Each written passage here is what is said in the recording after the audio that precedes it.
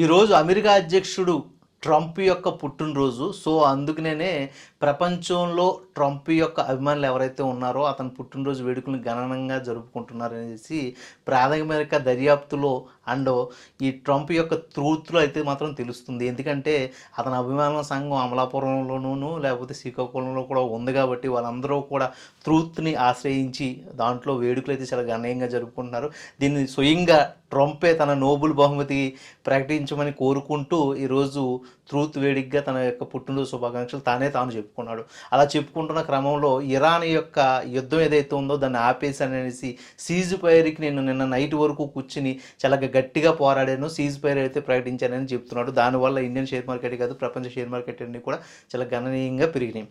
ఇది ఒక వార్త అయితే పక్కన పెడితే, ఇరాన్ యుద్ధాన్ని ఆపేయడమా లేకపోతే ఇరాన్ చేతిలో అమెరికా చిత్తుగా ఓడిపోయిందని దానికి ముఖ్య కారణం ఏంటంటే ఇరాన్ పెట్టిన షరతులు ఏదైతే ఉన్నాయో ఆ షరతులను ఒప్పుకుంటూ సీజ్ ఫైర్ అయితే మాత్రం అమెరికా ప్రకటించింది. అందులో ఉన్న షరతులు ఏమిటి అంటే, ఇరాన్ అంతర్గత వ్యవహారాల్లో అంటే ఈ అమ్మాయి గొడవల వల్లే ఆ కమ్యూనికి ఈ గొడవలు ఏదైతే సృష్టించబడ్డాయో అవన్నీ ఆగిపోవాలి. ఓకే, అలాగే ఇరాన్ గురించి మీరు ముందుకు రాకూడదు, ఇరాన్ యొక్క ఆర్థిక వ్యవస్థ గురించి మీరు ఏమీ మాట్లాడకూడదు, ఇరాన్ ఎటువంటి కంట్రీలతోనే వ్యాపారం చేసుకోవచ్చు. ఓకే, ఇరాన్ హార్మోజ్ జలసంధిని మూసేయాలనుకుంటే మూసేసుకోవచ్చు, నడుపుకోవాలంటే నడుపుకోవచ్చు. అంతకన్నా ఇంపార్టెంట్ విషయం ఏంటంటే ఇప్పటి వరకు యుద్ధం వల్ల మేము చాలా కోల్పోయాం కాబట్టి $300 బిలియన్ మా ఇరాన్ని మీరే మళ్ళీ బాగుపరిచి ఇవ్వాలి. ఇది అంతకన్నా దౌర్భాగ్య స్థితి. ఓకే, అంటే ఎక్కడైతే అమెరికా ఓడిపోయిందో అమెరికా వచ్చి వీళ్ళకి సారీ చెప్పడమే కాదు, అక్కడ నిర్మాణ రంగం కూడా చేపట్టి వాళ్ళకి ఇల్లులు వాకిళ్ళు అన్నీ కట్టించి మళ్ళీ వాళ్ళ ఉద్యోగాలు వాళ్ళ స్థితిగతులు అన్నీ మళ్ళీ మెరుగుపరిచి వెళ్ళాలి.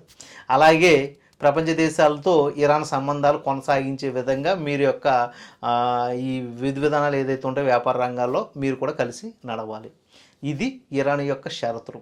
ఈ షరతులు అమెరికా ఒప్పుకోవడం, అలాగే ఇరాన్ ఒక షరతుకు మాత్రం లోబడి ఉంది. అదేంటంటే న్యూక్లియర్ వెపన్స్ని మేము తయారు చేయము. అది అఫీషియల్గా, అన్అఫీషియల్గా మేము భూమి కింద తయారు చేస్తాం, అది వేరే విషయం అనుకోండి. అఫీషియల్గా అయితే తయారు చేయము అనేసి ఈ సీజ్ ఫైర్లో అయితే ఒప్పుకుంది.